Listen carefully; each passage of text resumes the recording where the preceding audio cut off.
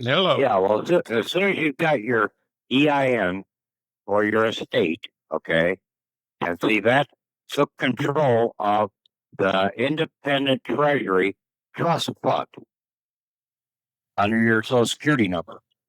You now brought that person into a dead scenario.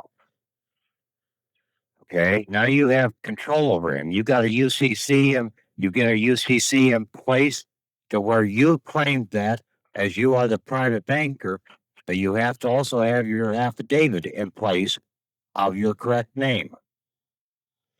Then you do the Form 56, and then Form 56 for that EIN number. And the Form 56 makes you can be the drawer against that account. The Form 56F makes you the banker for that account. That's why if you look at that International Bill of Exchange on page 2, you would be able to sign as the drawer because of the Form 56, and then as the banker because of the Form 56F. That's why those two forms are there. Yeah, I got that. Okay, and then you do the same thing for your foreign grantor trust, which is assigned to the independent treasury special fund account. And then we may have to run these back to the court again, that basically is going to be in the private. We had, in several cases, sitting in the court as a private court. There was no other attorneys in those courts that we wanted them. We fired the attorneys out of there. But the court did not have jurisdiction because we kept claiming to be a fiction by using the wrong name. So they had to dismiss it.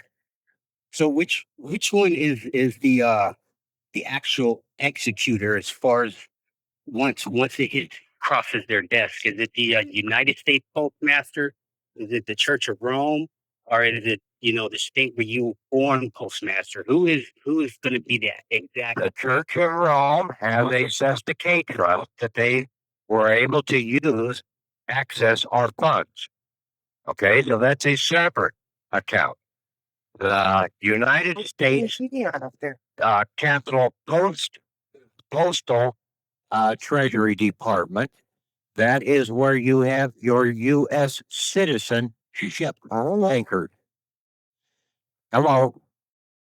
Got it. Yes. See, they have identified these things as ships. Citizenship. Why didn't they just say United States citizen? No, they had to call it citizenship because it's a vessel, a financial vessel. Now, that financial vessel reverts back to the Constitution, Section 1, Chapter 5, right there talking about vessels. You read those 40 sections, and you should get an understanding about what is taking place. And you can come in to that Secretary of State or to that treasurer in that Capital Postal Treasury Department and demand a manifest of your account. I want a manifest of all the cargo that's on this vessel. And that's for Section 10. Section 11, they have to sign that under oath. Okay, once you get go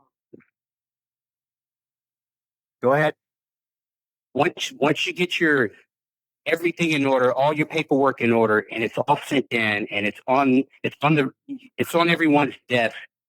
What is what kind of response are we going to get back from them? Some kind of confirmation or something?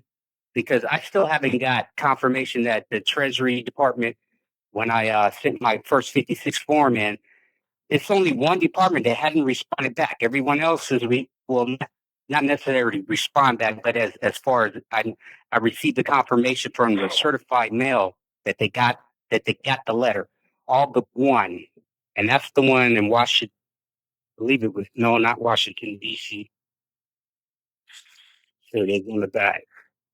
They're going to try and drag your feet, okay? And basically, we're going to try and deny that this is there.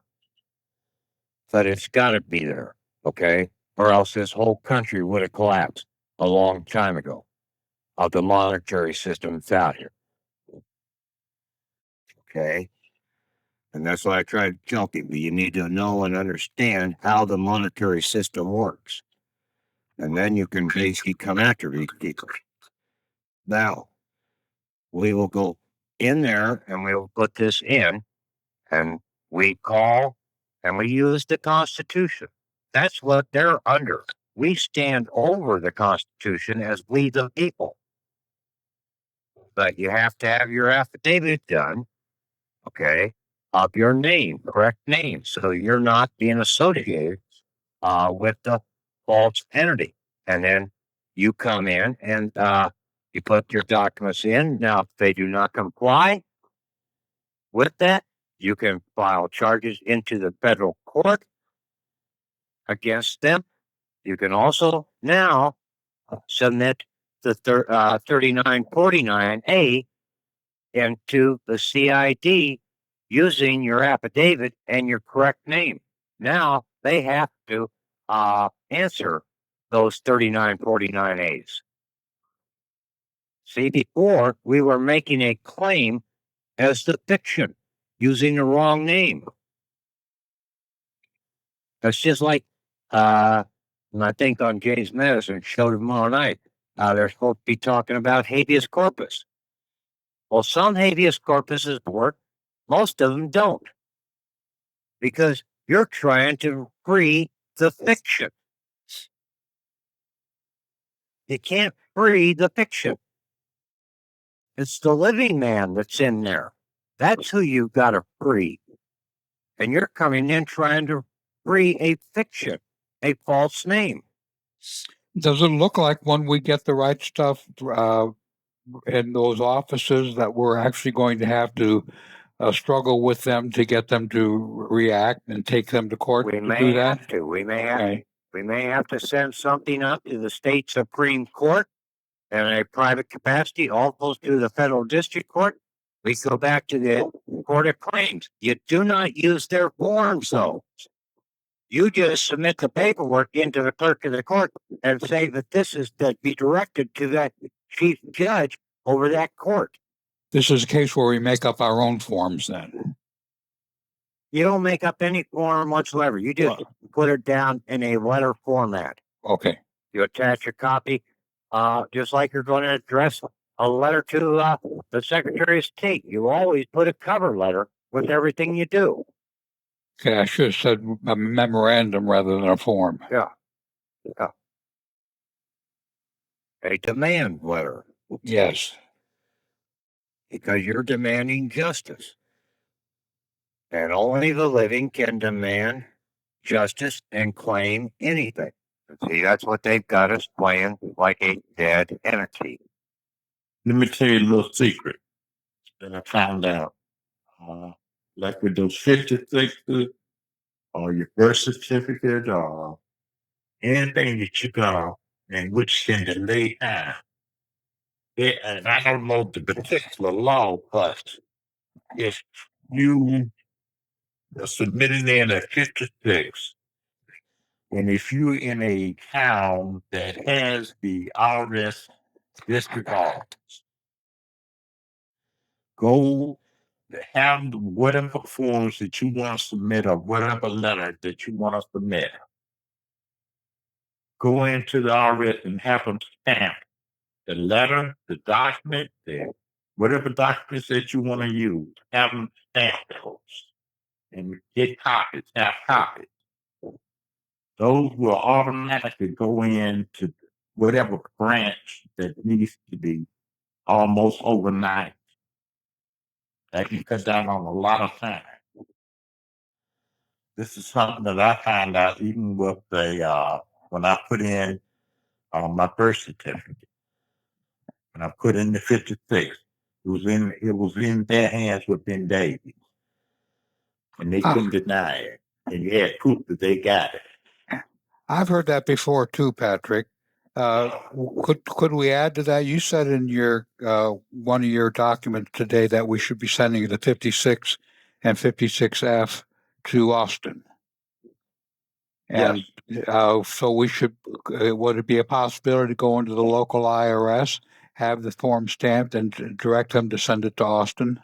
Yeah, if you got the capability to go to the local office, yeah. Okay. That's always advisable to take them right down to the local office and always get them timestamps. That's just like going into the court. You take your documents in and you basically get it timestamped into that court document. Okay. Yeah, if you got a court case, you better be putting that affidavit of the living into that court case. And then see, you start getting that in there to where you're coming in as the living. Okay.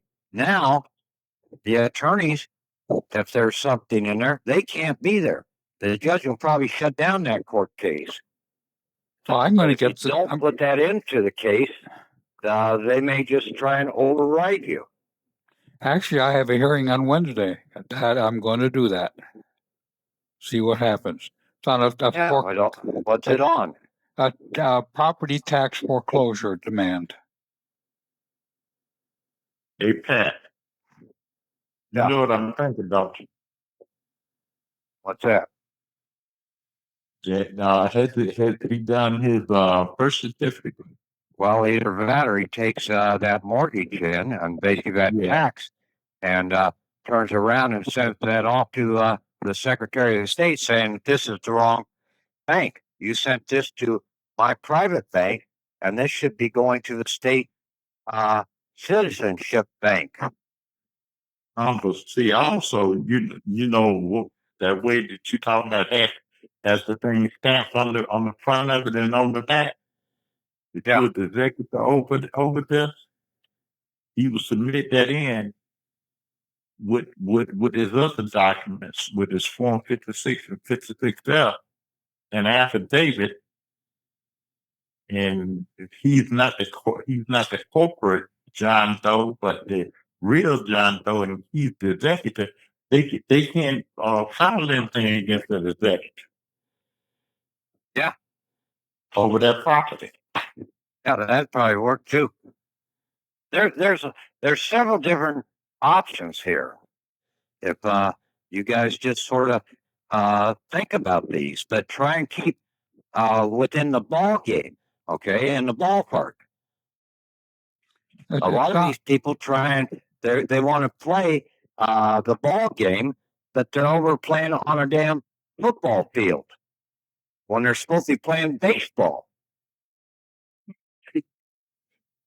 See, that's the damn mentality of some of these patriots out here. They want to argue code of law when they should be studying the damn Constitution.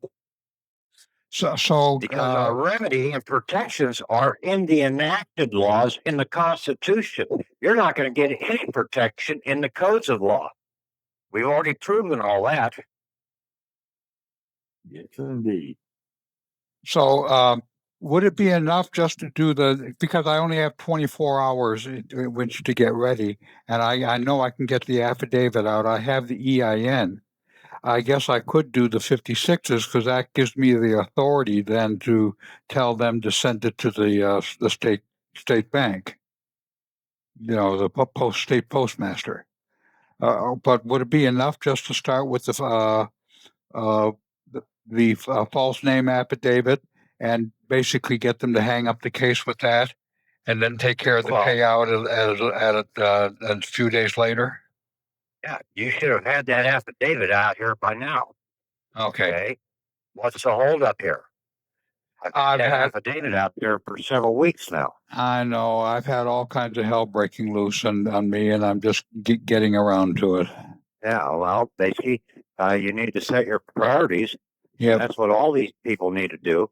Is hell's gonna break loose, but you gotta set your priorities on what you really need to get done. Okay. Because hell is always going to be breaking loose. Well, it's been pretty quiet for a while, but yes, okay, I will do that tomorrow. Hey, I got a question for you, Patrick. On the when you get your foreign grantors trust, I remember. Well, I don't remember too much about it, but back a while ago, I read something about 98 series EIN numbers as far as being tax exempt. Is that relevant anymore? Yes. In other words, should foreign grantors trust be a 98 series EIN number? Yes. It's always been tax exempt. See, it's like a checking account.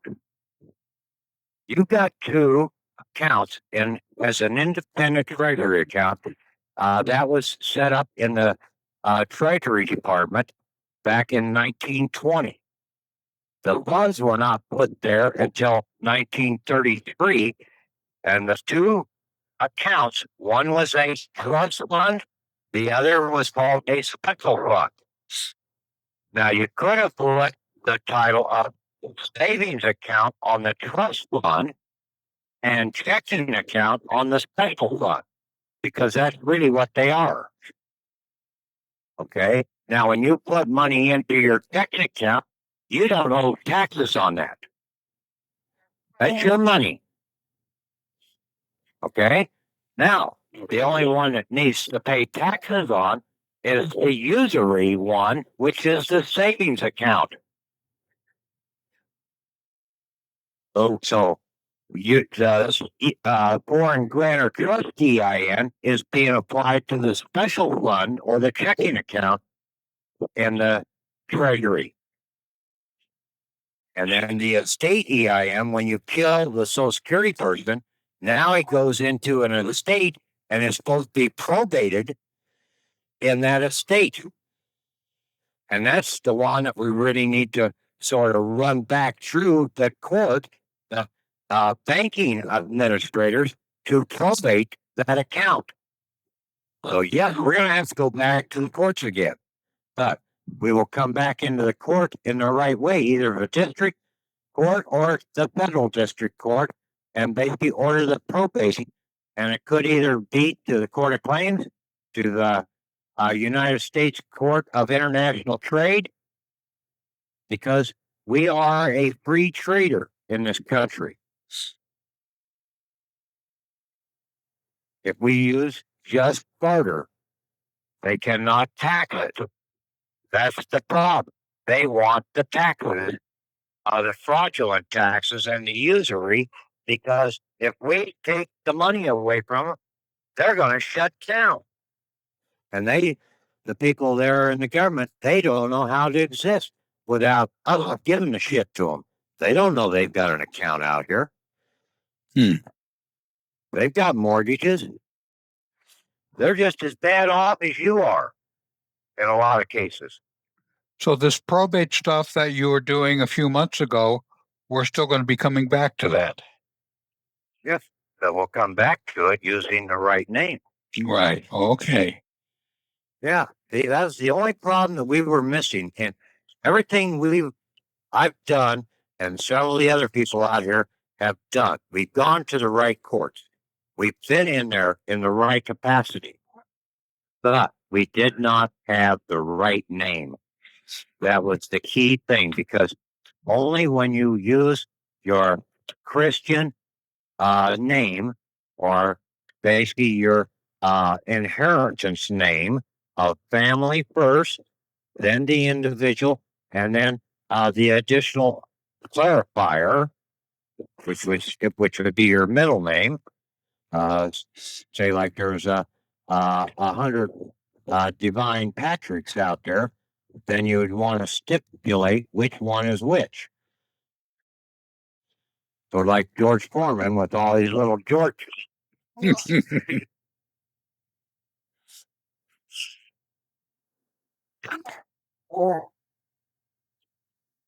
Any more questions? Come on, there's more questions out there. Come on, people. Okay, the Philadelphia IRS. This is what I got updated on with that place today. They when I called in to get my foreign grantors trust EIN, and I asked for the address, the mailing address, and they gave me 600 Arch Street, ARCH Street, Philadelphia, PA 19106 is the zip code. Anybody updated on that? Know what's going on with that? Is that the new international facility, or is it officially moved to Cincinnati? Well, that's what we're not really sure. Out of there, I know there is a couple other offices there in Philadelphia for the IRS. Within that area, I think there was about 10 of them that I came up with before. But from what we've heard for the EINs and everything, it's going to be moved down. Most of them are now pretty much down in Cincinnati. So if you have any corrections to your SS4 for your foreign grantor, where you need to change the executor or something like that, I would fax it into Cincinnati. Now, I posted a fax number up there on the site for quite a few of the different internal revenue service places. And you got to think about this. Internal revenue service. Who is the internal? We, the people, are the internal component of the country. Hmm. And then revenue, our revenue. And then they're supposed to supply a service to us because we stand over them. Now they've got the fraudulent one out there trying to siphon off the taxes from us under the frauds of the codes. Title 18, USC, a total fraudulent document trying to get into our private bank to pay their damn bills. And you have to be very careful of using any of their forms. I mean, really. You have to look at them very carefully. There are very few out here that we need to utilize. Form 56 and the 56S. Yes. The W8. W8 EN, IMY, no. They're tricksters. Okay. 1040s, you don't do any of those. You don't have to do any of these damn tax forms. Because when was the last time you ever got a manifest of the damn account that basically your account is holding or is liable for? Never. That would seem to be the first thing we would want to do once we make contact with the postmaster is ask for an inventory of the account, the manifest. Where you can send it right into the secretary or the treasurer of the state. You can send it into the secretary of the state and basically place them both on notice. I want a copy of the Patrick Devine citizenship, the cargo on board that vessel. Right. You either give it to me or I will file charges against you under that Constitution. The reference the damn law. Right. Because most of these people don't know the damn law. They're going by the codes. Yes.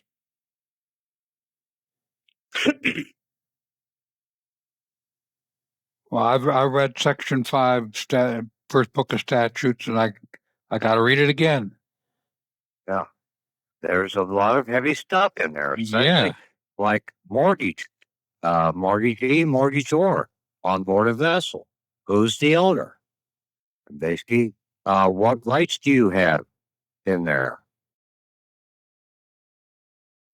When does it have to be forfeited? And who really is it being forfeited to? Where's that found, Patrick? That's in the first volume of the Statutes at Large, Volume 1, Section 1, and then it's Chapter 5. Thank you. In 1789. Yeah. And all these laws, basically setting up the treasury and the judicial system. And I think that was chapter 12, talking about the judicial system. And so you study that. That is what the laws that you really need to know. All this other is garbage. You have to know the entire statutes at large, or just those particular chapters? Well, you should, do a search on them. Okay, when you open them up in a PDF, do a word search on them. You don't have to read the whole damn deal, but you find out. I want to know about insolvency. Well, basically, you pull up the first volume of statutes at large, and basically, if you were insolvent as a debtor, one of the we the people of the country, and in this country, there's never supposed to be any debtors' prisons out here. Back then, and all the way up till 1933, you turned to the Secretary of the Treasury and you petitioned him to pay the bill, the debt. And that's the state secretary, correct? That was the United States Secretary of the Treasury. Okay. That was, but before the 14th Amendment in 1868. And the postal system that came into this country, the postal banking system that came into the country, the Jezebel, that's why it's called postal system, came in 1871. They were out to destroy this country. And they've done a pretty damn good job of it by just deceiving the people. And the churches, all the religions out here had a very marketable hand in that portrayal of getting you to operate under the wrong name. Quite To the make slave a design. lawful claim, you always had to come in by your clan name, then the individual, and then a additional identifier if need be. Well, I have a question, if I can ask you, Patrick. I had sent the question over. This is Cynthia, by the way. Sorry about that. Okay. I sent the question over to, I thought it was the group, to Tom through the group, but maybe Tom only got it. It's regarding the situation. I'm the one that had the question about the the W-8 ban and the other form there. So I'm much clearer about the fact that it's just they're not the one to work with at this point through hearing what you're saying and going to the site and listening to some other things. But I have a situation in which I had a writ of possession that was issued on because of a foreclosure that had taken place at my home property, and the writ of possession was issued, and the sheriff and police came and removed me from my home. And that was on May 30th. I haven't done anything since then. And I've just come to this website and to you over the past really 2 weeks, I think at the most, maybe a week now. However, come to find out and I had put in all kinds of court pleadings, never I did it in my living capacity, through, stating and sent things off to all the officials in the United States, directly relating to the fact that I am not a 14th Amendment U.S. citizen. So the courts had this, the governor, the Secretary of State, I mean, pretty much everybody in the country, in their capacity have received my documents. However, the court pretty much chose to ignore it because I said I'm not the trustee, and I appointed them the trustee, the judge, the clerk of court, the attorney, all the stuff for them to set off and settle the estate and bring it back to solvency and honor. But none of that took place. So, in any event, come to find out, when the foreclosure deed was filed, they referenced only a part of the property. The original mortgage was on my house in 15 acres, but I also owned adjacent land to that of 22 acres. Then a few years ago, I sold 4 of that 22-acre parcel, which I had no mortgage, owned outright, to a friend of mine. And I moved the remaining 18 acres over to my house because it was, what's that word? Contingent to the property. So I just moved it to my other property, which had the mortgage on it.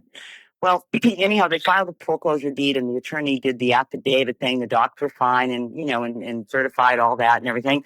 And they never looked into the records to find out that that additional 18 acres, known as Parcel A, was now on this land. And they foreclosed and did the foreclosure deed, only mentioning the original mortgaged property, which, thank God, in a way, I was glad that they didn't claim the whole thing. So they did not claim it, but consequently, it created in the town called a non-conforming lot.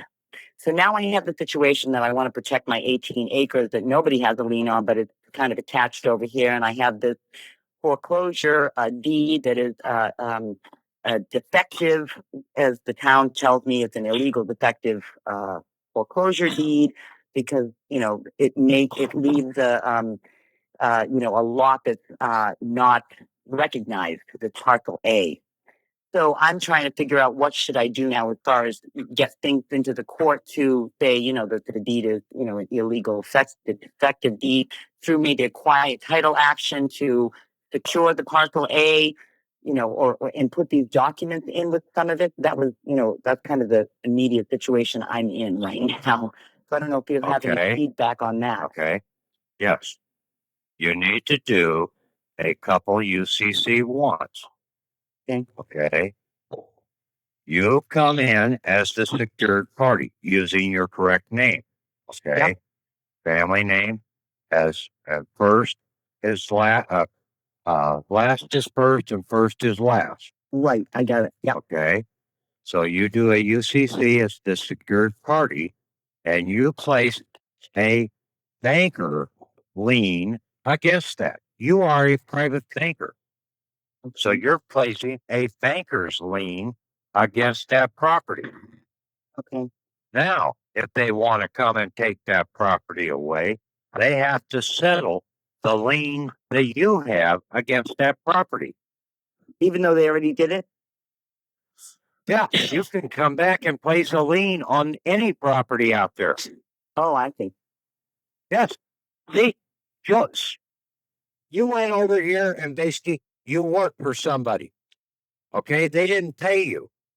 What do? You go file a UCC, you place a mechanic's lien or a banker's lien using the UCC, claim that they are a debtor to you. They owe you that much money. That's what the UCC has done. And see, these bankers and everything do a lot of these UCCs in the background, but they will never bring these UCCs in to the court. Yep. You want to find out about how some of this stuff operates? Go into the bankruptcy website for the District of Columbia and go through their module training session that they have. Very informative. Hmm.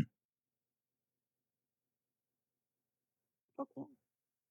Wasn't it, Bill? Oh, yes. Training module. yeah. Got it. Yeah. I mean, it'll open up your eyes to looking at some of these things with a different outlook. But you place a lien. I mean, the only way you can. I was in. They picked up and confiscated my truck back last year. Well, they came in there and said, "Well, there's no lien on this vehicle." I thought about that. I said, "You're right. There is no lien. I haven't got a lien on it. I need to place my lien on that pickup. Then I have the preferred lien over that pickup." So I went out and basically did a hurry up UCC and placed it on there for about $40,000. Say, okay, now mess with me. Of course, they did another time after that, but basically, I keep learning every time that happens. But now I've got them because now they can't prove that I'm that picture. So I should do the affidavit of the living woman, even though I put all my paperwork in, claiming my living woman divine spirithood. But none of it, I mean, it went in, it's in the file. I've seen it in their court files, but they totally, and I understand that they can't, there's no parity between the living and a fiction. So, in a way, I never went into court because I kept I sent in a declaration, I sent in a notice of demand, I mean, all kinds of things. Yeah, but you were always coming in as the fiction, a false registry person. Right. You were using the wrong name, so you could not make a valid claim. Right. And see, you go back into the books of Moses and see the Moses laws are supposed to be the laws that are in effect until the end times. We're not quite to the end times yet, so they're still in effect. Cynthia, And Jesus came and he said, I do not come to change the laws. I only come to basically clarify them to the public here, to show you the way and the path out of the system. Right. Yeah, because I've tried, I've worked to avoid the courts, which is why I've put things into them. But obviously, they've nevertheless, and I didn't do it right because of the, the affidavit of the name. So, I would definitely. So, what I should go in with, maybe, or send in, is the UCC 1 plus the affidavit of living status. Yeah, basically say, okay, there it is. I've got a claim of $400,000 against that property. Yeah. Now you settle with me first before, and see that's what. Tell them what happened with you, Bill. Give them a first-hand information. Yeah. This way, like I initially they had me basically take my house, and and the thing about it, I didn't realize this what the attorney talked to me did. Uh the attorney for the mortgage company said, well, yeah, I'm the trustee, but it didn't hit me until later. But guess what I did? And this was about a year and a half later, even though I didn't move out of my house. But at the same token, what I turned around and did was send in an executive letter saying that my estate was being harmed, and that they did not have no authority to take over my estate. So the trustee of the mortgage company said that they were the trustee and we still had no authority. So you have authority over this. But what did you do? What did you do before that, Bill? You placed a UCC. I put a UCC on the property. Yes, A year and a about half a later. year or so before. That's right. So and then plus the other thing is those seals, the seals that Patrick said that we should get. Let me tell you something. The seals work. They work. They will back them off of you.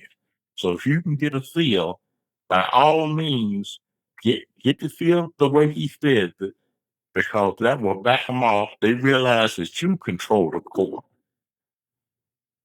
Yeah, you emboss, you sign and emboss your item. You don't use a public notary. Okay? You use a public notary and you're getting into the public world. So Okay? you use your thumbprint, You use your right and left index fingers. That is your two witnesses, because you are now marking your boundary. Right.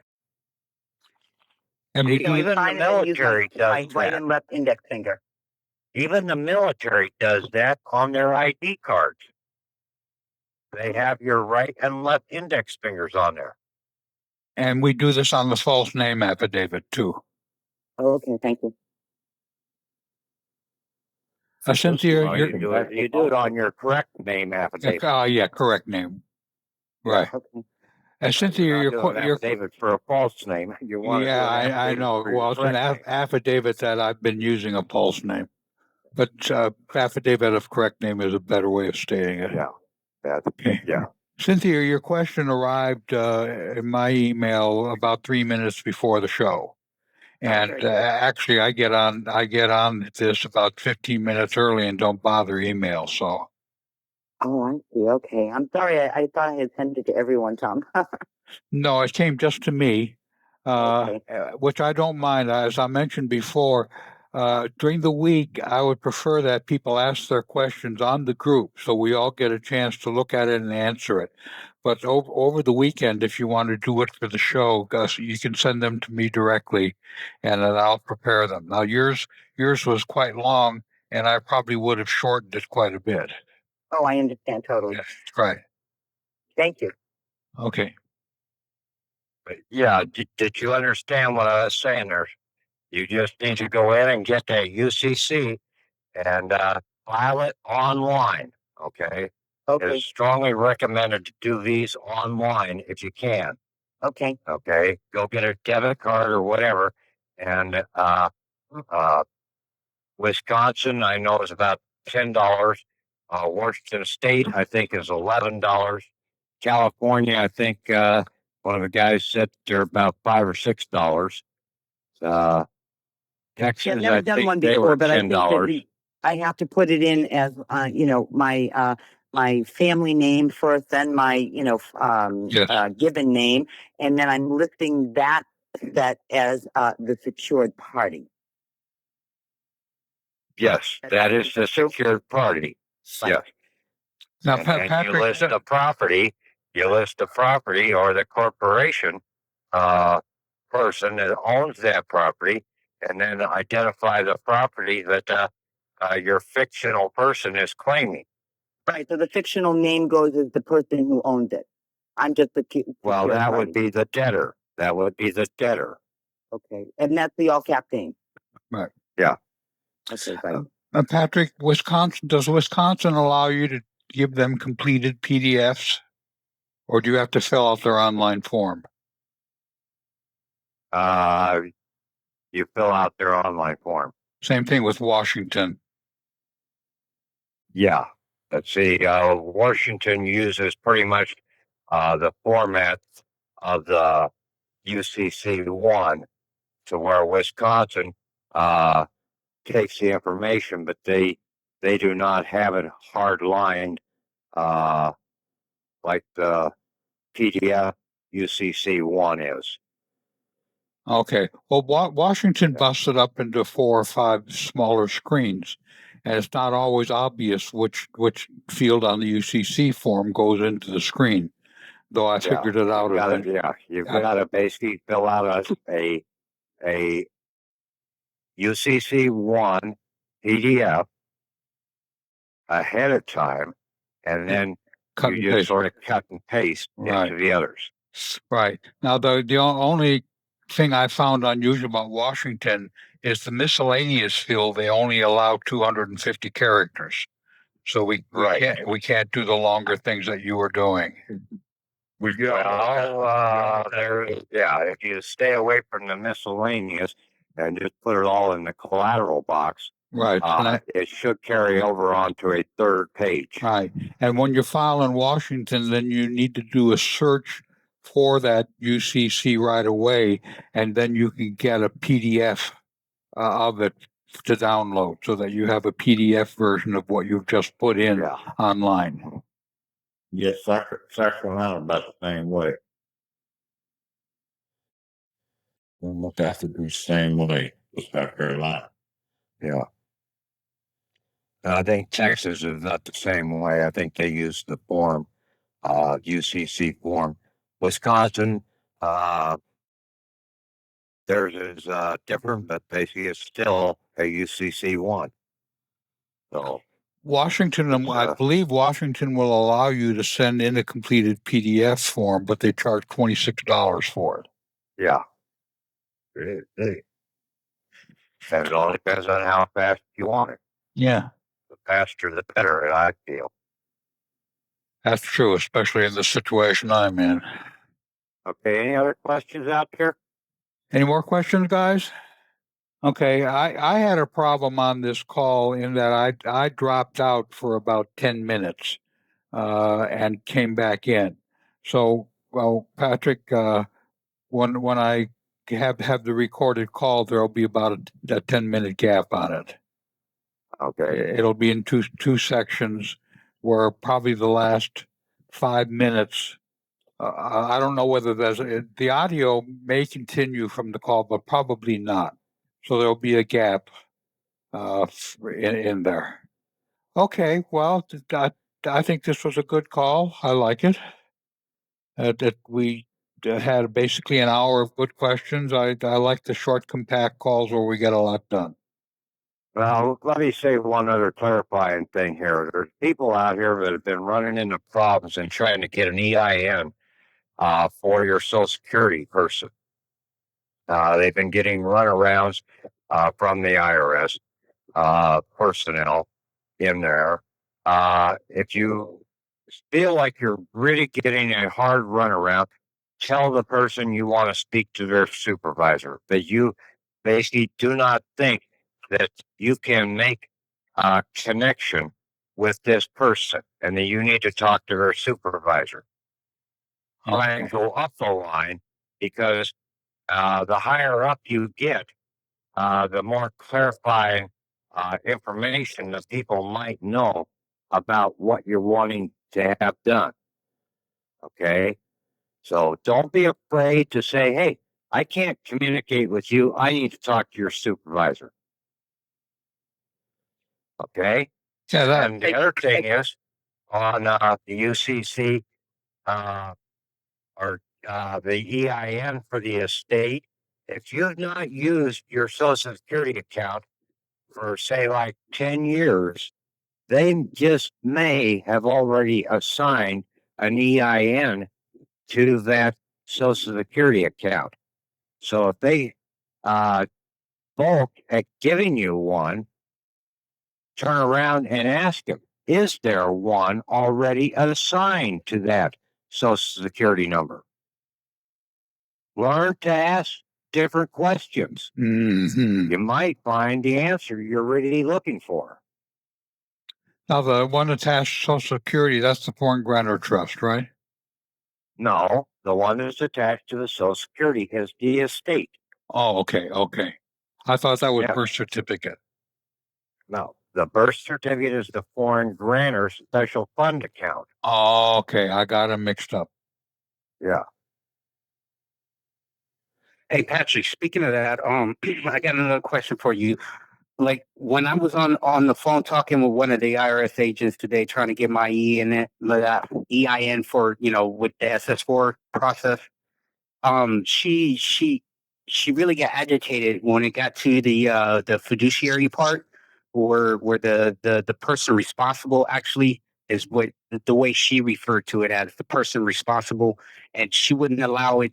She said she couldn't process it because it didn't match up legally in their system, as if she needed both the the person, the individual, the fictitious entity social security number, as well as a different social security number for the fiduciary. Right. And The see, grand- and but see, she referred if to it you as come in and put down your lawful name, okay, using your lawful name as family name first, then your given name, comma, your given name, comma, your middle name, that, and you are the executor over that. And basically, they, and she still gives you a runaround, then you need to go to the supervisor. okay. Because at that point she started asking me questions like, where did you get this information from, stuff like that. And at that point, I just, told her I'll take another route and disconnected with her and took another route. Well, just tell her. Some shithead out in the state of Iowa is putting this shit out. Send it to me.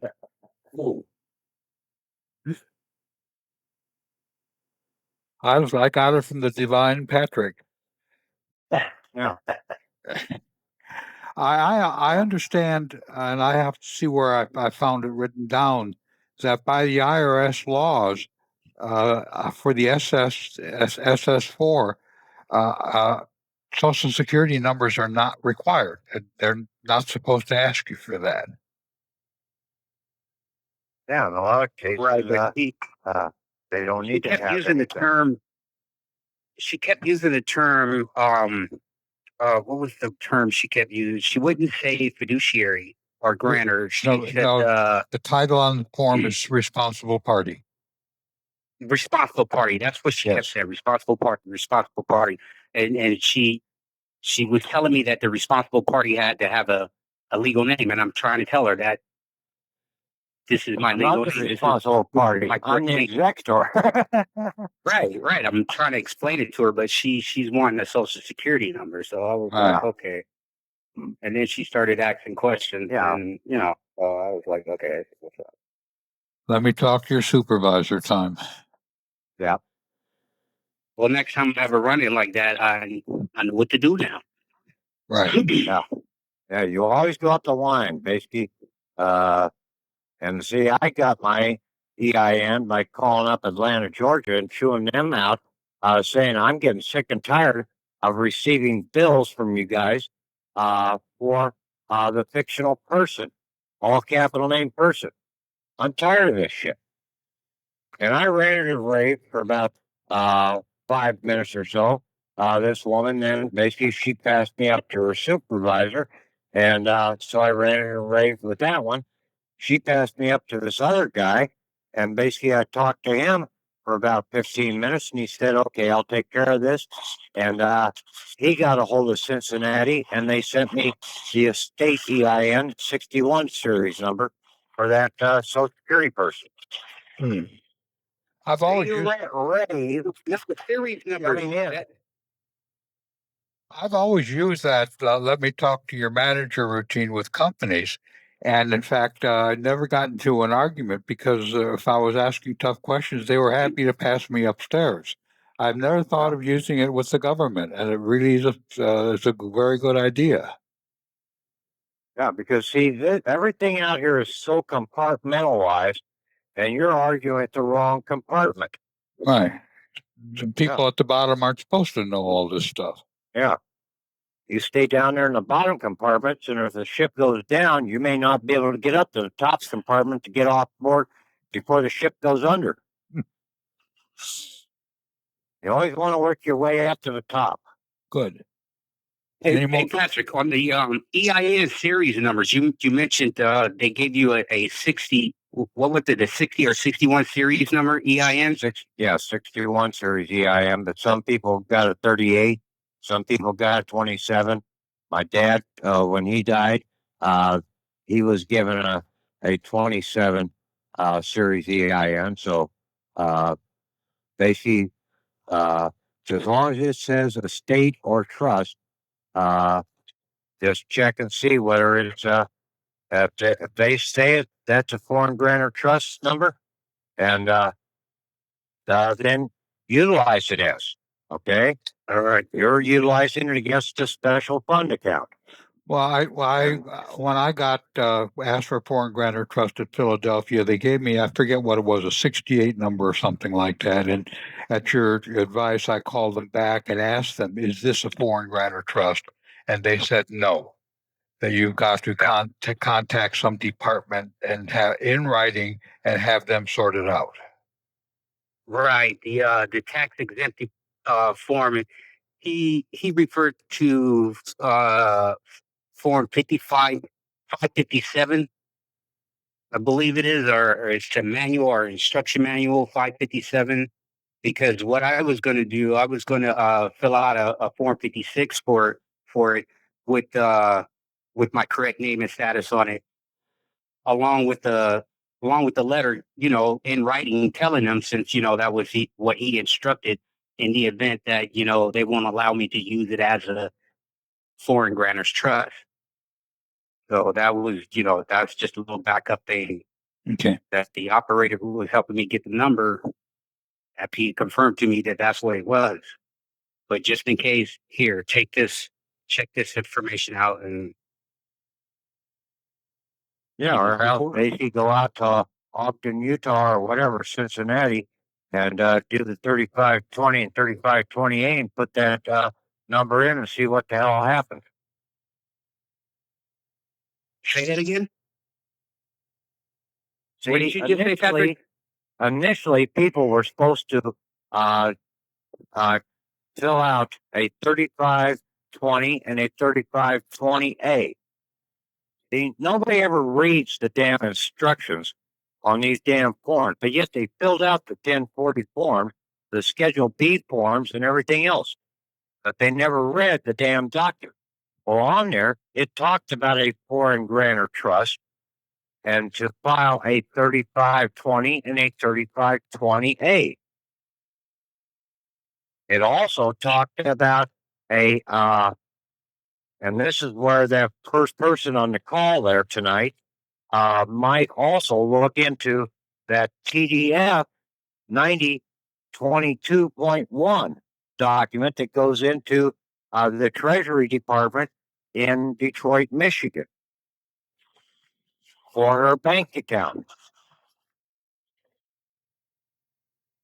Put it under the protection of the IRS.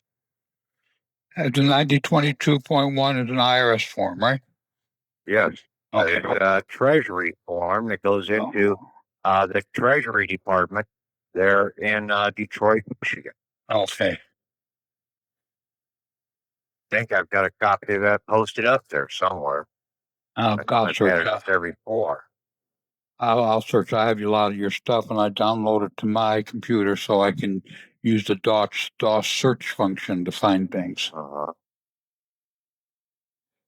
Okay, any other questions? I think I tried to hit the oddity ones there to bring them back in the light. So that if you do have any problems, ask them for their help. Okay? Yes. They're supposed to be serving us. And occasionally you run into one who is very helpful. Okay? Thank you very much, Patrick. Okay. Nobody else has questions? We're off. We're off. Talk to you later. Thank you. See you Okay. next week. Okay. Bye. Thank you. Bye.